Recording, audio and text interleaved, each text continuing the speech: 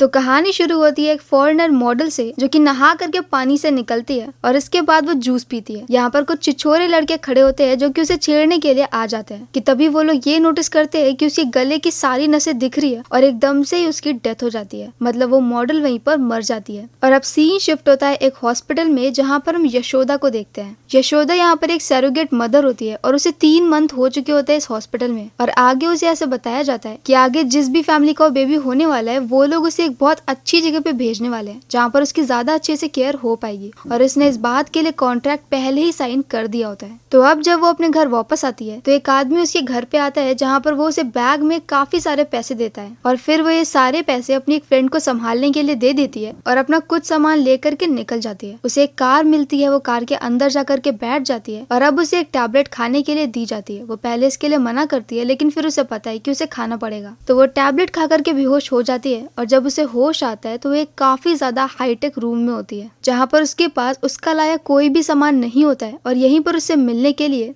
एक लड़की आती है जिसका नाम होता है मधु। इस पूरी जगह पे जहाँ पर इस वक्त यशोदा रह रही है उस जगह का नाम है ईवा और उसी जगह की ओनर है मधु। मधु उसे ये बताती है कि पूरी दुनिया से लोगों को सैरोगेट मदर्स की जरूरत पड़ती है और वो लोग ईवा जैसी कंपनीज को हायर करते हैं कि वो उनकी सैरोगेट मदर्स को अच्छे से ट्रीट करे, उनका अच्छा से केयर करे और बाद में उनका बेबी उन्हें दे दे। और इसीलिए वो यहाँ पर है। यहाँ पर उसके अलावा बहुत सारी सैरोगेट मदर्स हैं। और हम देखते हैं नेक्स्ट सीन में शिव नाम के एक पॉलिटिशियन को जो कि अपनी एक गर्लफ्रेंड मॉडल के साथ में कार से कहीं जा रहा होता है कि तभी उसका एक्सीडेंट हो जाता है और उस एक्सीडेंट में दोनों की ही डेथ हो जाती है। और यही से इस पूरे केस को एक दूसरे ऑफिसर हैंडल कर लेते हैं जहां पर शिव की ऑटोप्सी की रिपोर्ट से ये पता चलता है कि शिव का एक्सीडेंट कोई नॉर्मल सा कार एक्सीडेंट नहीं था बल्कि शिव की डेथ हुई है कार में ऑक्सीजन की कमी होने से। तो मतलब कि पूरा एक्सीडेंट प्लान था।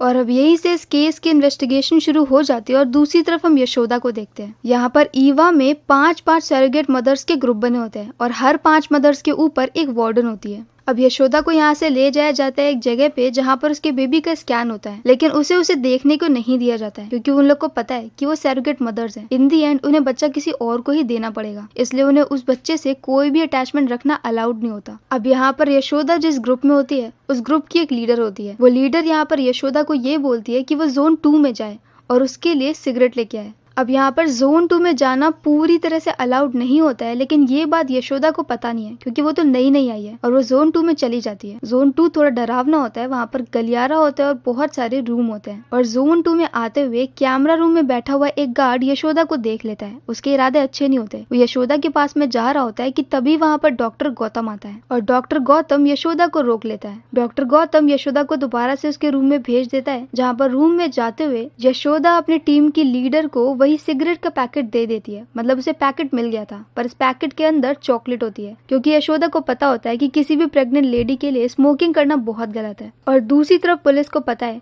कि शिव का जो मर्डर है वो काफी ज्यादा कॉम्प्लिकेटेड है, तो इसके लिए वो एक दूसरे ऑफिसर की हेल्प लेते हैं। ये एक ऐसा ऑफिसर होता है जो अपने टाइम में काफी ज्यादा टैलेंटेड होता है लेकिन बाद में उसके पैर में चोट लग जाती है। पर अब वो लोग उससे दोबारा से हेल्प मांगते हैं और इसका नाम होता है वासुदेव। और अब यहाँ पर वासुदेव शिव के केस को स्टडी करने लगता है। वासुदेव का ये एंगल होता है कि शिव की गर्लफ्रेंड जो कि एक मॉडल होती है वो मिस इंडिया पैजेंट में पार्ट लेने वाली थी, तो ऐसा हो सकता है कि कोई इस मॉडल को मरवाना चाहता और शिव तो बस ऐसे ही साथ में था इसलिए मर गया। तो अब वो लोग इस मॉडल के बारे में स्टडी करते हैं और फिर उन्हें पता चलता है कि उस मॉडल ने काफी सारे नए कॉन्ट्रैक्ट साइन किए थे जिसमें से एक क्रीम का था, क्राफ्ट क्रीम, जो की कंपनी है एक पॉलिटिशियन के बेटे की। अब वो लोग यहाँ पर इस पॉलिटिशियन के बेटे से बात करने के लिए जाते हैं तो वो उन्हें एटीट्यूड देता है और उनसे सही से बात नहीं करता, तो अब वो उसके बेटे का पीछा करने लगते हैं। लेकिन इस पर भी वो पॉलिटिशियन का बेटा उन पुलिस वालों के ऊपर अपने आदमियों से अटैक करवा देता है। और अब इसी के साथ साथ वो लोग मॉडल के घर पे भी जाते हैं इन्वेस्टिगेट करने के लिए जहाँ पर उन्हें उसका लैपटॉप मिलता है। लैपटॉप में कई सारे मेल्स होते हैं जहाँ पर ये पता चलता है कि मॉडल काफी स्मार्ट होती है। वो किसी भी चीज की ब्रांडिंग तभी करती है जब उसे ये पता चल जाता है कि वो प्रोडक्ट सच में अच्छा है, जो कि आज के टाइम पे कोई नहीं करता। और यहीं पर पुलिस को एक ऐसा मेल मिलता है जिसमें पासवर्ड लगा होता है। जब वो लोग पासवर्ड को हैक करते हैं तब ये पता चलता है कि उसके अंदर उस मॉडल के फ्रेंड की एक वीडियो होती है। उसका फ्रेंड ऐसा बोल रहा होता है है कि वो क्राफ्ट क्रीम जिसके लिए वो शायद ब्रांडिंग करने वाली है वो ना करे, क्योंकि उस क्रीम में कुछ ऐसे केमिकल्स हैं जिनके बारे में किसी को भी नहीं पता और इसलिए ऐसा हो सकता है कि वो प्रोडक्ट काफी हार्मफुल हो। तो अब पुलिस जाती है इस आदमी के घर पे उससे बात करने के लिए, लेकिन वहाँ पर उसे उसके फ्रेंड के घर पे उसकी लाश मिलती है, मतलब उस मॉडल का फ्रेंड भी मारा गया है। यहाँ पर वासुदेव पूरे घर को अच्छे से इन्वेस्टिगेट करता है और तब वो नोटिस करता है कि फ्रिज के अंदर कुछ है। वहाँ पर एक शीट लगा करके अंदर कुछ छिपाया गया था और वहाँ पर उन्हें मिल जाता है उसी क्रीम का एक सैंपल। तो वो सैंपल को टेस्ट करने के लिए लैब में भेज देते हैं, जहाँ पर लैब में टेस्टिंग के बाद ये समझ में आता है कि इस क्रीम के अंदर एक ऐसा ड्रग है जिसके बारे में किसी को भी पता नहीं है और ये ड्रग एग्जैक्टली उसी ड्रग से मैच करता है जिस ड्रग से जूस पीने वाली मॉडल की डेथ हुई थी। असल में मूवी की स्टार्टिंग में हमने जिस मॉडल को मरते हुए देखा था जो कि जूस पी रही थी, उसकी बॉडी में पहले से एक ड्रग था और उसने जूस के साथ में एक ड्रग और ले लिया।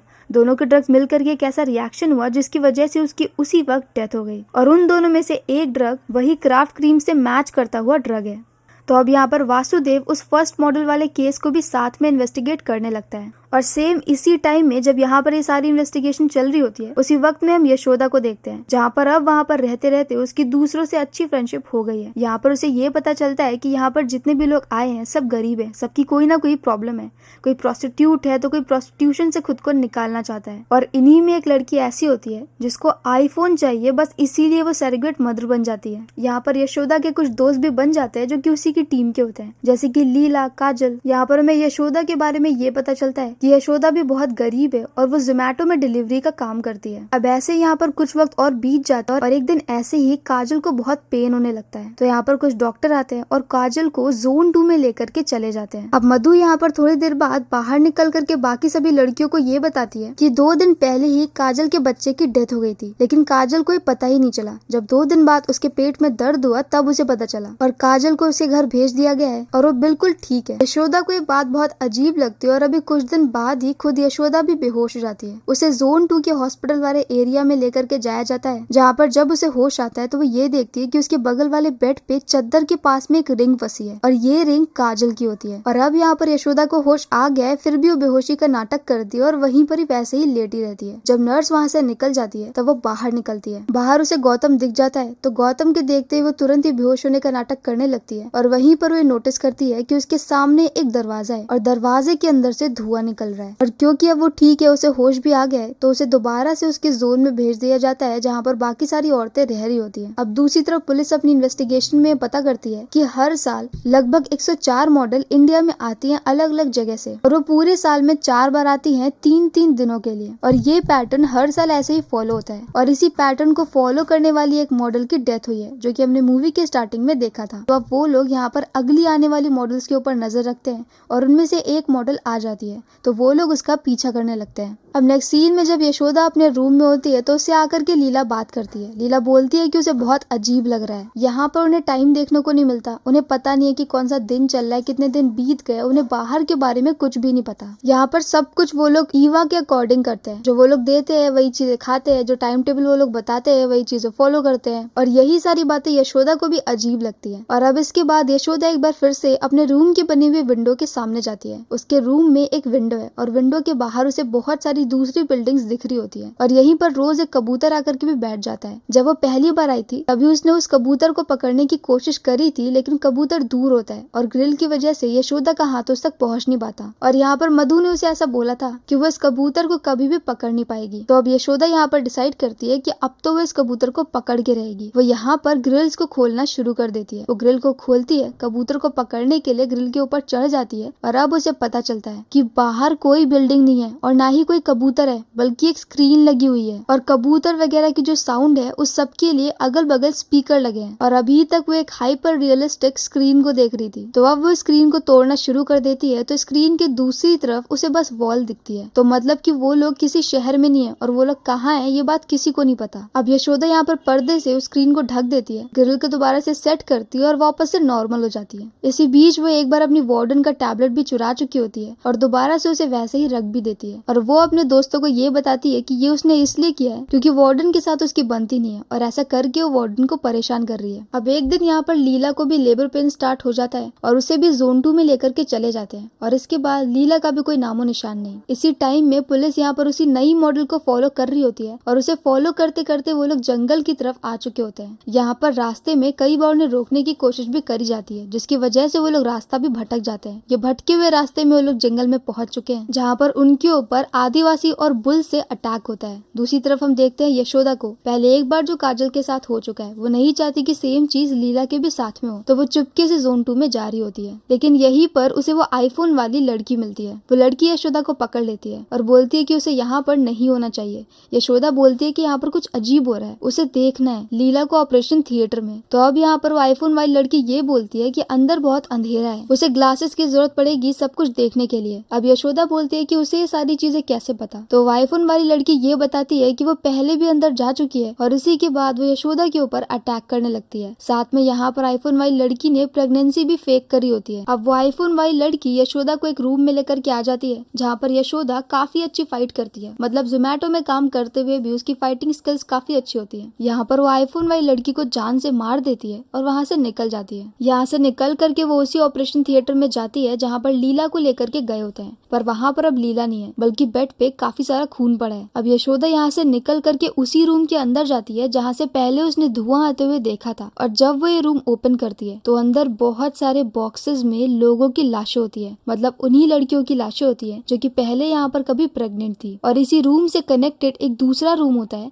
जहाँ पर बहुत अंधेरा होता है। यशोदा वहीं पर रखे ग्लासेस को पहन लेती है और अब उसे दिखता है कि वहाँ पर कुछ बॉक्सेस हैं। और यहाँ पर जब वो लीलास बेबी नाम के एक बॉक्स को ओपन करती है, ग्लास के सिलेंड्रिकल बॉक्स में लीला का फीटस रखा होता है। ये किसी भी बच्चे का बेबी बनने से पहले का फॉर्म होता है जब वो फीटस के फॉर्म में होता है, मतलब कि उसका बेबी अब मर चुका है। और यहीं पर ऐसे बहुत सारे दूसरे बॉक्सेस रखे होते हैं। अब यशोदा यहाँ पर लीला के फीटस को उठा लेती है और वहाँ से निकल जाती है। लेकिन ये सारी चीजें गार्ड देख रहा होता है। गार्ड उसे पकड़ लेता है और उसे अपने कैमरा रूम में ला करके एक जगह पे बांध देता है। वो गार्ड बहुत ही घटिया होता है तो वो यहाँ पर यशोदा का फायदा उठाने की कोशिश करता है, लेकिन गार्ड यहाँ पर भी बुरी तरह से पिट जाता है क्योंकि यशोदा की फाइटिंग स्किल्स काफी अच्छी है। यहाँ पर यशोदा उस गार्ड को भी मार देती है, उसका जैकेट पहन लेती है और वहाँ से निकल जाती है। और वो फीटस उसने वही कैमरा रूम में छोड़ दिया होता है। निकलने से पहले यहाँ पर कैमरा रूम में यशोदा मधु को देखती है जो कि अपने ऑफिस से निकल रही होती है और उसके ऑफिस के अंदर एक पासवर्ड लगा होता है। कैमरा में यशोदा उस पासवर्ड को देख लेती है और मधु के निकलने के बाद वो मधु के ऑफिस में जाती है। यहाँ पर एक लॉकर होता है। वो लॉकर को ओपन करने की कोशिश करती है लेकिन पासवर्ड गलत हो जाता है कि तभी वहाँ पर पीछे से मधु आती है और उसे सही पासवर्ड बता देती है। अब यशोदा के पास यहाँ पर कुछ होता है जिसे कि वो वेपन बना करके यूज करती है और मधु को अपने कंट्रोल में ले लेती है। अब उसके सामने से गौतम आता है। गौतम यहाँ पर यशोदा को ये बोलता है कि मधु बहुत ही बुरी है और उसे मधु को मार देना चाहिए। वो यहाँ पर ऐसे जोर जोर से बोल करके यशोदा के ध्यान को भटका देता है और बाद में यशोदा के हाथ में से ही वो वेपन ले लेता है और खुद यशोदा को ही पकड़ लेता है और अब वो लोग यशोदा को बांध देते हैं। इसी टाइम में वो जो पुलिस ऑफिसर्स होते हैं वो भी उन आदिवासियों द्वारा पकड़े गए और एक जगह पे फंस गए और यहीं पर बैठा बैठा वासुदेव पूरे केस के बारे में एनालाइज कर रहा होता है। और यहीं पर यशोदा मधु से पूछती है कि वो ये सब कुछ क्यों कर रही है और यहाँ पर ये सब क्या हो रहा है। और अब मधु से अपनी बैक स्टोरी सुनाती है कि मधु अपने कॉलेज के टाइम से ही बहुत सुंदर थी और ऐसी वो एक कंपटीशन में पार्ट लेती है। वहीं पर एक पॉलिटिशियन आता है जो कि चीफ गेस्ट होता है। वो यहाँ पर आकर के ये बोलता है कि ये सुंदरता वगैरह सब बेकार है, इसका कोई जरूरत नहीं है। तो अब मधु उसके अगेंस्ट में आ जाती है और ये बताती है कि हम लोग हर देवी देवता हर किसी को बहुत सुंदर बनाते हैं क्योंकि सुंदरता मैटर करती है और मधु के लिए तो कुछ ज्यादा ही करती है।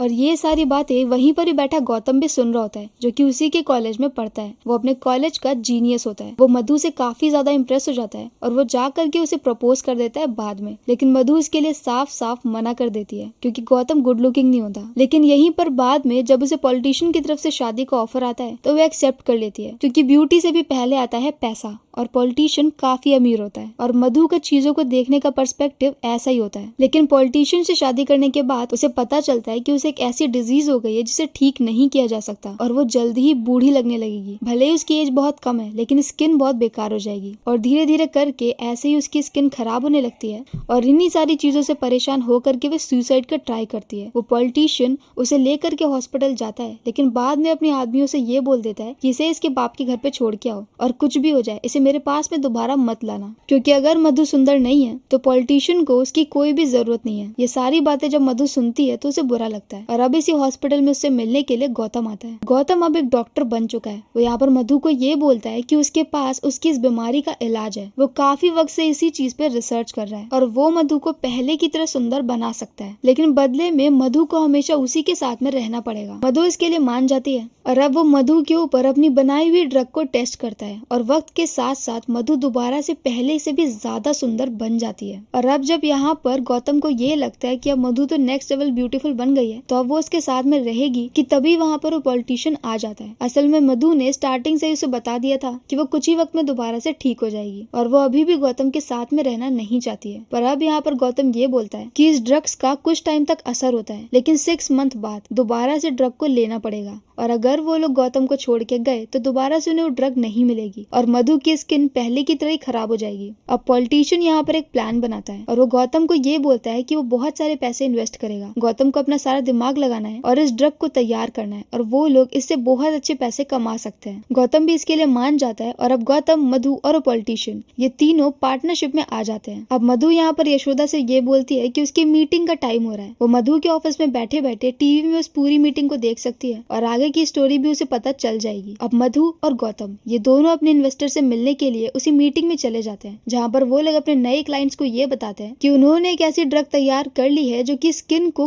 कभी भी खराब नहीं होने देगी। मतलब आपकी एज भले ही बढ़ती जाए लेकिन आपकी स्किन वैसे ही रहेगी। अब उनमें से एक आदमी पूछता है कि उनका मेन इंग्रेडिएंट क्या है तो अब मधु यहाँ पर उन्हें ये बताती है कि फीटस के अंदर का जो प्लाज्मा होता है उसके ऊपर थोड़ी सी भी धूप नहीं पड़ी होती है तो वो बिल्कुल प्योर एंड फ्रेश होता है और वो लोग उसी प्लाज्मा का यूज करके उस ड्रग को तैयार करते हैं और इसी प्लाज्मा को पाने के लिए वो लोग फीटस फार्मिंग करते हैं और यही रीजन होता है कि वो लोग अलग अलग जगह से गरीब लोग को लेकर के आते हैं, उन्हें सैरोगेट मदर बनाते हैं और बाद में उनका फीटस भी निकाल लेते हैं और उन्हें भी जान से मार देते हैं और इसी तरह से उनकी फीटस फार्मिंग चल रही होती है। और अब इन्हीं में से एक आदमी उसी फर्स्ट मॉडल के बारे में पूछता है जिसकी की डेथ हो गई थी। तो मधु यहाँ पर ये बोलती है कि इस ड्रग को लेने के बाद 48 घंटे तक कोई भी दूसरी ड्रग को नहीं लेना था। उस फर्स्ट मॉडल को ये सारी बातें पता नहीं होंगी या फिर उसने ध्यान नहीं दिया और इसी वजह से उसकी डेथ हो गई। तो मतलब कि हर साल जो 104 मॉडल्स इंडिया के बाहर से यहाँ पर आती हैं कुछ दिनों के लिए, वो सभी लोग बस अपने ड्रग्स के डोज के लिए आते हैं। शिव को और उस मॉडल को मरवाने का भी रीजन यही था कि उस मॉडल को पता चल गया था कि क्राफ्ट क्रीम के अंदर वही ड्रग यूज हो रहा है। अब इसी टाइम में हम पुलिस ऑफिसर्स को देखते हैं जो लोग अभी भी फंसे हुए हैं और यहाँ पर वासुदेव बैठे बैठे ऐसा केस सॉल्व कर लेता है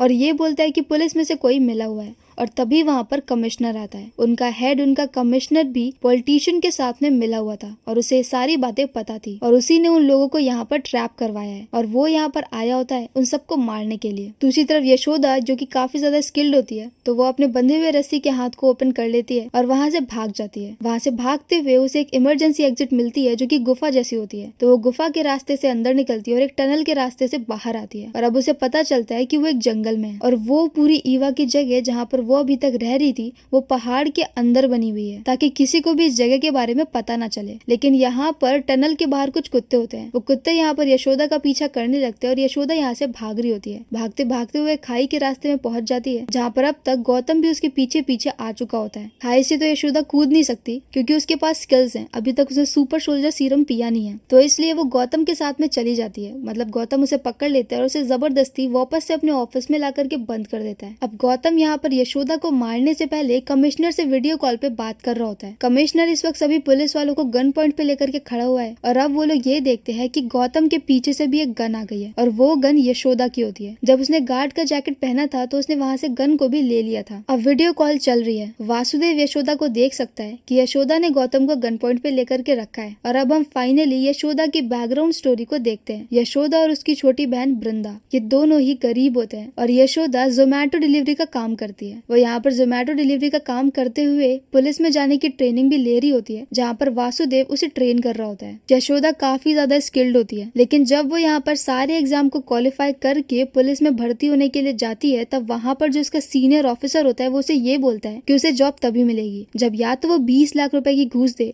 या तो उस घटिया आदमी को कुछ फेवर्स दे। यशोदा उसके लिए मना कर देती है और वो वापस आ जाती है। ये सारी बातें वो वासुदेव को बताती है और ये सारी बातें वृंदा भी सुन लेती है। वृंदा को ऐसे ही एक गवर्नमेंट हॉस्पिटल से ऐसा पता चलता है कि सरोगेट मदर बनने पर उसे 20 लाख रुपए मिल सकते हैं, तो वो यहाँ पर यशोदा को पुलिस वाली बनाने के लिए सरोगेट मदर बनने के लिए तैयार हो जाती है। वो 20 लाख रुपए यशोदा के नाम पे घर पे छोड़ करके चली जाती है और दोबारा कभी उसका कुछ भी पता नहीं चलता है। यशोदा और वासुदेव वृंदा को हर जगह पे ढूंढ रहे होते हैं। वो ये पता कर लेते हैं कि वृंदा कई बार इस हॉस्पिटल में आ चुकी है। जब वो लोग हॉस्पिटल के डॉक्टर और नर्स को डराते धमकाते हैं, तब उन्हें ये पता चलता है कि कोई तो कंपनी है जहाँ से उन्हें ऐसा ऑर्डर मिलता है कि वो लोग गरीब लोगों को सरोगेट मदर बना करके उनके पास में भेज दें। पर ये कौन है, क्या है, इसके बारे में उन्हें और कुछ भी पता नहीं चलता है। और अब यहीं पर अपनी बहन को बचाने के लिए यशोदा खुद एक सरोगेट मदर बन करके उसी कंपनी के अंदर जाने का प्लान बनाती है, ताकि वो वहाँ पर जा करके अपनी बहन को ढूंढ सके। और यहाँ पर आ करके वो शुरू से ही सारी प्लानिंग कर रही होती है। वो शुरू से हर चीज पे नजर रख रही होती है। जब उसने वार्डन का टैबलेट लिया होता है, तो वो इस पूरी जगह के मैप को देख रही होती है कि कहाँ पर कैमरास लगे हैं, कौन से ब्लाइंड स्पॉट हैं और कहाँ का रास्ता किस तरफ को जा रहा है। इसके अलावा उसने अपने मिरर पे काफी सारी बिंदी चिपका करके रखी होती है, जिससे कि ये लग रहा होता है कि उसने मिरर को गंदा कर दिया है, पर रियलिटी में उसने बिंदी के थ्रू हर जगह की लोकेशन को लगा करके रखा होता है। और वो शुरू से ही गौतम पर भी नजर रख रही थी। अब यहाँ पर मधु भी आती है और मधु को भी यशोदा गन पॉइंट पर ले लेती है, लेकिन तभी उन्हें ये पता चलता है कि एक दूसरी लेडी को लेबर पेन स्टार्ट हो गया है। तो अब यशोदा मधु और गौतम को गन पॉइंट पे लेती है और उनके साथ में उसी तरफ को जाने लगती है जहाँ पर उस लड़की को जरूरत होती है। लेकिन यहाँ पर गौतम के हाथ में एक बैंड होता है जो कि डिजिटल होता है। वो अपने बैंड में कुछ क्लिक करता है और वहाँ पर जितने भी आदिवासी होते हैं वो सभी लोग पुलिस के ऊपर अटैक कर देते हैं और पुलिस की फाइट दूसरी तरफ शुरू हो जाती है। अब जब यशोदा यहाँ पर गौतम और मधु को लेकर के जा रही होती है, तब वो लोग जोन 2 वाले रास्ते पे पहुंच जाते हैं, जहाँ पर सामने काफी सारे गार्ड्स होते हैं। यहाँ पर पहले गन फायरिंग वाला सीन होता है और फिर जबरदस्त फाइटिंग का सीन होता है, जहाँ पर यशोदा और गौतम के बीच में फाइट चल रही होती है। गौतम जानबूझ करके यशोदा के स्टमक के ऊपर अटैक करता है, जिसकी वजह से यशोदा का बेबी डेड हो जाता है। अब यशोदा यहाँ पर गौतम को बुरी तरह से पीटती है और अधमरा करके छोड़ देती है और अब वो मधु को ढूंढने के लिए जाती है, क्योंकि अब तक मधु गायब हो गई है। मधु उस जगह पे चली जाती है जहाँ पर बहुत सारी औरतें होती है और वहाँ पर जाकर के वो सबसे वृंदा के बारे में पूछ रही होती है। मतलब उसने आज तक इतनी सारी लेडीज का फीटस लिया है कि उसे एक नाम तक याद नहीं है। और तभी वहाँ पर पीछे से यशोदा आती है, जो कि उसे ढूंढते हुए पहुंच गई होती है। यशोदा यहाँ पर ये बोलती है कि वृंदा ही सिर्फ उसकी बहन नहीं है, यहाँ पर जितनी भी लड़कियां है वो उन सबको बचाएगी। और मधु यहाँ पर औरतों के बीच में से बचते हुए निकल जाती है, क्योंकि यशोदा यहाँ पर और किसी भी लेडी को शूट नहीं करने वाली। तो अब यशोदा यहाँ पर मधु का पीछा करती है और वो लोग मेन गेट से बाहर आते हैं और यशोदा के पीछे पीछे वहाँ की सारी लेडीज भी बाहर आ जाती है। अभी तक यशोदा को मधु के ऑफिस में या फिर कहीं भी वृंदा के बारे में कोई भी इन्फॉर्मेशन मिली नहीं होती है और मधु यहाँ पर चॉपर से भागने वाली होती है, पर यशोदा यहाँ पर चॉपर के व्हील के ऊपर शूट कर देती है और इसके बाद यशोदा मधु को मारने वाली होती है। और अब मधु ये बोलती है कि वो लोग उसे मार नहीं सकते, क्योंकि उसने कई सारे लोगों को ब्यूटी दी है और उसने खुद भी बहुत बड़ा सैक्रिफाइस दिया है। और अब हमें पता चलता है कि काफी वक्त पहले जब गौतम यहाँ पर मधु के ऊपर टेस्ट कर रहा होता है और उसे दोबारा से सुंदर बना रहा होता है, तब गौतम को एक फीटस चाहिए होता है और मधु उस वक्त 5 मंथ प्रेग्नेंट होती है। तो मधु अपना ही फीटस दे देती है, मतलब अपना फीटस दे करके उसने अपनी ब्यूटी को वापस लिया था। और ये सुनने के बाद वहाँ पर जितनी भी औरतें होती हैं वो सब मधु को धक्का दे करके खाई से गिरा देती है, क्योंकि इस वक्त वो लोग एक पहाड़ के काफी ऊपर होते हैं। दूसरी तरफ पुलिस ऑफिसर्स भी हर किसी से फाइट करके सबको हरा चुके होते हैं और कमिश्नर को भी वहीं पर मार देते हैं। और अब वो लोग यशोदा को बचाने के लिए जंगल की तरफ को निकल चुके होते हैं। जल्दी ही वो लोग ईवा के पास में पहुंच जाते हैं, गौतम को अरेस्ट कर लेते हैं और अब वहाँ पर अंदर से एक लेडी आती है जो कि स्ट्रेचर पे होती है, क्योंकि उसको लेबर पेन स्टार्ट हो गया होता है और वो वृंदा होती है। मतलब अभी तक वृंदा जिंदा है, लेकिन ईवा में काफी सारे सेक्शन होते हैं, इसलिए अभी तक यशोदा को वृंदा मिली नहीं होती। अब यहाँ पर बाकी सारी सरोगेट मदर्स मिल करके वृंदा की डिलीवरी कर देती है और यशोदा के हाथ में वृंदा का बेबी होता है। और नेक्स्ट सीन में हम ये देखते हैं कि उस पॉलिटिशियन को भी पकड़ लिया जाता है और उसे भी जेल में डाल दिया जाता है। और इसी हैप्पी एंडिंग के साथ ये मूवी यहीं पर खत्म हो जाती है। पर लास्ट में हमें ऐसा लिख करके बताया जाता है कि रियलिटी में ऐसे कई सारे प्रोडक्ट होते हैं ब्यूटी के, जिसमें बहुत सारी कंपनीज ऐसे ही फीटस का यूज कर रही है। इस मूवी का नाम था यशोदा, जो कि 2022 में रिलीज हुई है। तो अगर आपको हमारा एक्सप्लेन पसंद आए तो प्लीज हमारी वीडियो को लाइक करे, शेयर करे और हमारे चैनल को सब्सक्राइब करे। तो मिलते हैं नेक्स्ट वीडियो के साथ।